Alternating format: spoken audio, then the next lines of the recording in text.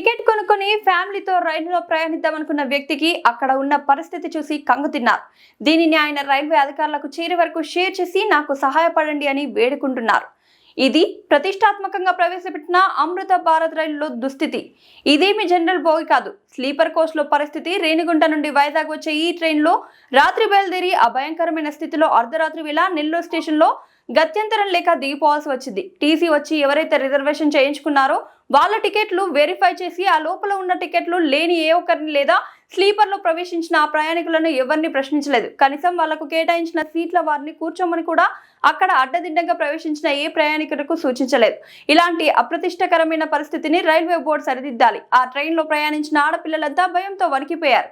రైలు ఇచ్చే భరోసా అమృత భారతంలోని నెరవేరకపోతే సాధారణ రైళ్ల పరిస్థితి ఏంటని ఎవరు అమృత భారత్ లో తిరుపతికి ప్రయాణించిన ఆడపిల్లల్లో అసలు ప్రయాణించవద్దు. ఏం జరుగుతుందో అని భయం. టాయిలెట్స్ లో కూడా కూర్చున్నారు. దీన్ని ఏ డిపార్ట్మెంట్ కు చేరవేయాలో తెలియక నా ఆవేదన చెప్తున్నాను. దయచేసి దీన్ని వీలైనంత త్వరగా రైల్వే శాఖలో ముఖ్యులకు తెలియజేసే పరిస్థితి చక్కదిద్దండి.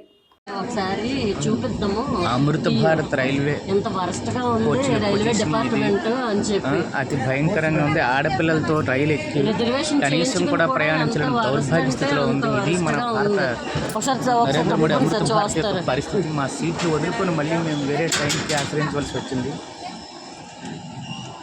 తీసుకున్న టికెట్లు అస్సలు కూడా కనీసం ఎక్కే పరిస్థితి లేదు. ఇది